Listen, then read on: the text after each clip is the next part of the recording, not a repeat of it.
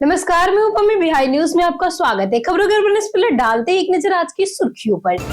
बिहार में युवाओं के लिए बड़ा ऐलान, 5 साल में 50 लाख युवाओं को मिलेगा प्रशिक्षण।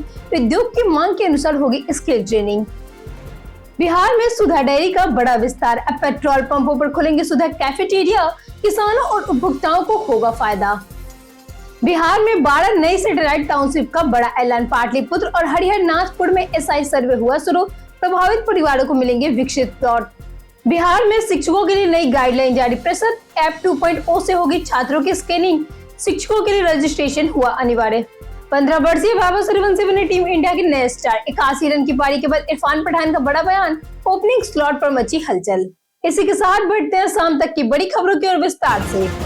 बिहार में 5 साल में 50 लाख युवा बनेंगे हुनरमंद। बिहार सरकार ने अगले 5 वर्षों में 2026 से 2031 तक 50 लाख युवाओं को कौशल प्रशिक्षण देकर रोजगार और स्वरोजगार के लिए तैयार करने का लक्ष्य तय किया है। इस अभियान में 16 सरकारी विभाग और निजी कंपनियों को मिलाकर उद्योग की जरूरत के अनुसार प्रशिक्षण देंगे। प्रधानमंत्री विश्वकर्मा योजना, कुशल युवा कार्यक्रम, Tata tech centre of excellence, PM Setu, domain skilling, green way, circular economy जैसे कार्यक्रम शामिल होंगे। पहले वर्ष 2026 से 27 में 4.65 लाख युवाओं को प्रशिक्षित किया जाएगा। स्कूल स्तर से कौशल विकास, विदेशी भाषा प्रशिक्षण और उद्यमिता विकास पर भी विशेष जोर दिया जाएगा ताकि बिहार के युवा राष्ट्रीय स्तर पर प्रतिस्पर्धी बना सके। बिहार के पेट्रोल पंप पर मिलेंगे सुधा उत्पाद। बिहार में हम लोगों को विभिन्न पेट्रोल पंपों पर सुधा के डेयरी उत्पाद उपलब्ध होंगे। बिहार सरकार के 100 दिन पूरे होने के अवसर पर आयोजित समारोह में बिहार राज्य दुग्ध सहकारी संघ ने एचपीसीएल और आईओसीएल के साथ बहुआयामी समझौता ज्ञापन यानी कि एमओयू पर हस्ताक्षर किए। इस समझदारी के तहत पेट्रोल पंप पर सुरक्षा उत्पादों की बिक्री के साथ सुधा कैफेटेरिया भी स्थापित किए जाएंगे। सरकार का मानना है कि इससे उपभोक्ताओं को एक ही स्थान पर बेहतर सुविधाएं मिलेंगी। डेयरी व्यवसाय का विस्तार होगा, दुग्ध उत्पादक सहकारिता समिति मजबूत होगी और किसानों की आय बढ़ेगी। यह पहल सरकार के से समृद्धि के लक्ष्य को आगे बढ़ाने की दिशा में महत्वपूर्ण कदम मानी जा रही है। पटना के पास बनेंगे 12 नए आधुनिक सैटेलाइट शहर। बिहार सरकार पटना के बढ़ते शहरी दबाव को कम करने के लिए पाटलिपुत्र और हरिहरनाथपुर समेत 12 नई सैटेलाइट टाउनशिप विकसित करेगी। फिलहाल पाटलिपुत्र, हरिहरनाथपुर, मगध और तिरहुत टाउनशिप के लिए सामाजिक प्रभाव आकलन यानी कि एसआईए सर्वे शुरू हो चुका है। पाटलिपुत्र के लिए 3008 एकड़ और हरिहरनाथपुर के लिए 2000 एकड़ कोड एरिया तय किया गया है। जमीन अधिग्रहण से पहले प्रभावित परिवारों को सर्वे होगा और उन्हें पारदर्शी प्रक्रिया के तहत विकसित प्लॉट देने की योजना है।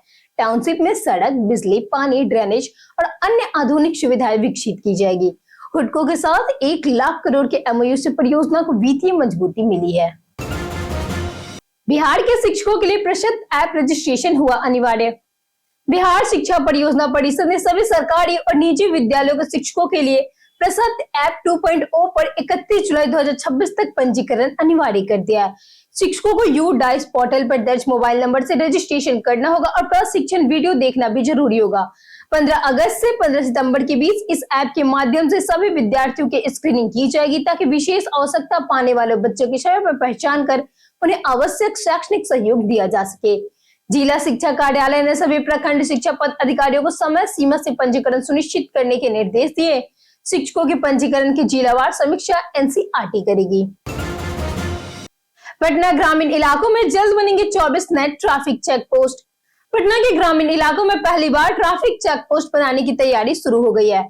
ट्रैफिक पुलिस ने सर्वे के बाद 24 प्रमुख संस्थानों की पहचान की है जहां आम की जनता की समस्याएं सबसे अधिक रहती है। इन चेक पोस्टों पर यातायात व्यवस्था संभालने के लिए 400 होमगार्ड जवानों की तैनाती की जाएगी। फिलहाल ग्रामीण क्षेत्र में केवल बिहटा में ट्रैफिक चेक पोस्ट है। बाढ़, मोकामा, बख्तियारपुर, फतुहा, पालीगंज और मसौडी समेत कई इलाकों में इस योजना की शामिल किया गया है। ट्रैफिक एसपी सागर कुमार के अनुसार पर्याप्त जवान मिलते ही चेक पोस्ट स्थापित किए जाएंगे। इससे जाम और सड़क दुर्घटना में कमी आएगी तथा पटना ऐसे करने वाला बिहार का पहला जिला बनेगा। बागीपुर उपचुनाव के लिए सभी ईवीएम हुआ पूरी तरह तैयार। बांकीपुर विधानसभा उपचुनाव की तैयारियां अंतिम चरण तक पहुंच गई है। बांकीपुर बालिका उच्च विद्यालय में ACIL के अभियंताओं की निगरानी में EVM और वीवीपैट की कमीशनिंग पूरी कर ली गई है।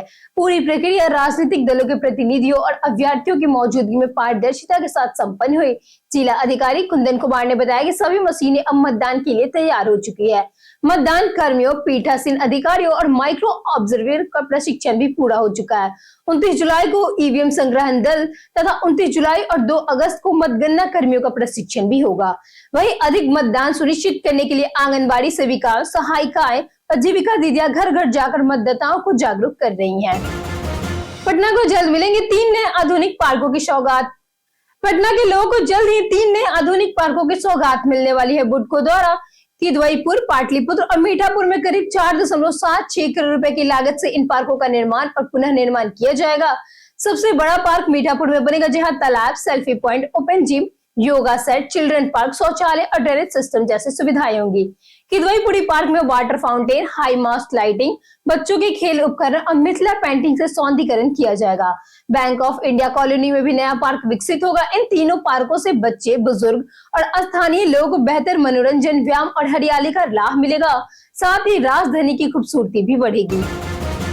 बाढ़ को जिला बनाने पर ललन सिंह का बड़ा राजनीतिक ऐलान। पटना जिले के बाढ़ अनुमंडल को जिला बनाने की वर्षों पुरानी मांग को केंद्रीय मंत्री ललन सिंह के बयान से नई ताकत मिली है। उन्होंने कहा कि भविष्य में बिहार में नए जिले तो बनेंगे, तो बाढ़ निश्चित रूप से उनमें शामिल होगा। जदयू कार्यालय उद्घाटन समारोह में उन्होंने नीतीश सरकार के विकास कार्यों की सराहना की। ग्रामीण विकास मंत्री श्रवण कुमार ने नीट पेपर लीक मामले में कहा कि दोषियों पर कार्रवाई जारी है और उन्होंने सरकार सख्त कानून बनाने पर काम कर रही है। उन्होंने कहा कि 100 राजा के बराबर एक चोर की बुद्धि होती है। कार्यक्रम में विधायक अनंत सिंह और उनके पुत्र अभिषेक सिंह और कई जदयू नेता भी मौजूद रहे। पीएम मोदी ने सराहा बिहार का प्लास्टिक रिसाइकलिंग इनोवेशन मॉडल। प्रधानमंत्री नरेंद्र मोदी ने मन की बात में बिहार के सीतामढ़ी के प्लास्टिक कचरे से बेस्ट बनाने की पहल को वेस्ट टू वेल्थ का प्रेरणादायक उदाहरण बताया। उन्होंने कहा कि रिड्यूस, रीयूज और रिसाइकलिंग के व्यवहार में उतारने का बेहतरीन मॉडल बन चुका है। मुख्यमंत्री सम्राट चौधरी ने कहा कि बिहार सरकार इस मॉडल को पूरे राज्य में बढ़ावा देगी और इसका व्यापक प्रचार करेगी। स्वच्छ भारत मिशन ग्रामीण के तहत तैयार इन बेंचों में 40 किलो सिंगल यूज प्लास्टिक का उपयोग होता है। पीएम ने मधुबनी के वर्मिंग कंपोस्ट मॉडल की भी सराहना की। साथ ही माई भारत कार्यक्रम के तहत शिवहर के युवा स्वयंसेवक आदर्श कुमार से वीडियो कॉन्फ्रेंसिंग के जरिए संवाद किया। बिहार के 7 सीमाई जिलों में संदिग्ध निवेश से बड़ी सतर्कता। बिहार के सीमावर्ती जिलों में संचालित कई व्यावसायिक फर्मों में संदिग्ध विदेशी निवेश के संकेत मिलने के बाद आयकर विभाग ने जांच शुरू कर दी है। नेपाल, बांग्लादेश और अन्य अंतर्राष्ट्रीय सीमाओं से जुड़े 7 जिलों पर विशेष निगरानी रखी जा रही है। संदिग्ध फॉर्म के दस्तावेज, बैंक लेन देन और निवेश स्रोतों की गहन जांच होगी। साथ ही सीमाएं इलाके में कार्यरत बैंक कर्मचारियों का भी सत्यापन कराया जा रहा है, ताकि किसी अवैध वित्तीय नेटवर्क का पता लगाया जा सके। अधिकारियों का कहना है कि वैध रिकॉर्ड वाले संस्थानों की कोई परेशानी नहीं होगी, जबकि अवैध विदेशी निवेश या नियमों के उल्लंघन के प्रमाण मिलने पर संबंधित फर्मों के खिलाफ सख्त कानूनी कार्रवाई की जाएगी। लॉरेंस बिश्नोई गैंग के नाम पर मंत्री के बेटे को मिली धमकी। बिहार के मुजफ्फरपुर में पर्यटन मंत्री केदार प्रसाद गुप्ता के बेटे कृष्णा मुरारी से लॉरेंस बिश्नोई गैंग के नाम पर 50 लाख रुपए की रंगदारी मांग की गई। व्हाट्सएप कॉल और मैसेज के जरिए 3 दिन में रकम नहीं देने पर परिवार समेत जान से मारने की धमकी भी दी गई। शिकायत के बाद सदर थाना पुलिस ने FIR दर्ज कर साइबर सेल के साथ जांच शुरू कर दी गई। पुलिस को व्हाट्सएप चैट, कॉल्स लॉग और स्क्रीनशॉट सौंपे गए। मोबाइल नंबर, IP एड्रेस और अन्य तकनीकी साक्ष्यों की जांच जारी है। मुजफ्फरपुर में हाल ही के दिनों में ऐसी कई घटनाएं हैं। पुलिस सभी पहलुओं की जांच कर दोषियों पर सख्त कार्रवाई की बात कह रही है। भरत तिवारी मामले में प्रशांत किशोर पर लगा गंभीर आरोप। भरत तिवारी एनकाउंटर मामले में वीडियो के बाद सियासत तेज हो गई है। भरत की मां आशा देवी और भाभी सुमन देवी ने दावा किया कि जन सुराज के प्रशांत किशोर ने पहले 15 दिन में न्याय दिलाने का भरोसा दिया और बाद में बांकीपुर उपचुनाव में प्रचार करने का प्रस्ताव रखा। यह वीडियो मुख्यमंत्री सम्राट चौधरी से मुलाकात के दौरान बताया जा रहा है, जिसमें भाजपा सांसद मनोज तिवारी भी मौजूद थे। वीडियो में परिवार ने प्रशांत किशोर का नाम लिया, हालांकि जनसुराज ने आरोपों को पूरी तरह बेबुनियाद बताते हुए खारिज कर दिया। पार्टी नेता किशोर कुमार मुन्ना ने कहा कि भरत का बलिदान व्यर्थ नहीं जाएगा। वहीं मनोज तिवारी ने प्रशांत को ओछी राजनीति का आरोप लगाया। बिहार बंद हिंसा में 2 वीडियो समेत कई लोग हुए घायल। बिहार बंद के दौरान हुए हिंसा में कई लोग घायल हुए, जिनका इलाज पटना के मेदांता आईजीआईएमएस और पीएमसीएच में चल रहा है। सबसे गंभीर रूप से घायल रिविलगंज के बीडीओ रितेश कुमार, जिनके सिर में गंभीर चोट के बाद ब्रेन सर्जरी हुई और वे आईसीयू में भर्ती है। वहीं सदर बीडीओ दृष्टि पाठक की आंख और सिर में गंभीर चोटें है, जिनकी आंख की सर्जरी की तैयारी है। 15 वर्षीय आरिफ की गले में गोली निकाल दी गई और उनकी हालत अभी स्थिर बताई जा रही है। वहीं केक लेकर लौट रहे आकाश यादव और सेना भर्ती की तैयारी कर रहे युवक के दोनों पैरों में गोली लगी, लेकिन तीनों खतरे से अभी बाहर बताए जा रहे हैं, जबकि पीएमसीएच में भर्ती एक घायल का इलाज जारी है। छात्रों की गिरफ्तारी पर तेजस्वी का सरकार पर हमला।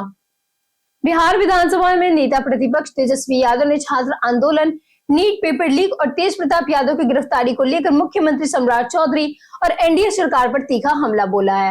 उन्होंने आरोप लगाया कि छात्र आंदोलन के दौरान गिरफ्तार छात्रों को अब तक रिहा नहीं किया गया और प्रदर्शनकारियों पर फर्जी मुकदमे दर्ज किए गए। तेजस्वी ने चेतावनी दी कि यदि छात्रों को जल्द रिहा नहीं किया गया तो एनडीए को इसका राजनीतिक नुकसान उठाना पड़ेगा। वहीं न्यायिक हिरासत में बेउर जेल भेजे गए तेज प्रताप यादव की तबियत बिगड़ने और शुरुआती भोजन से इंकार करने की भी जानकारी सामने आई।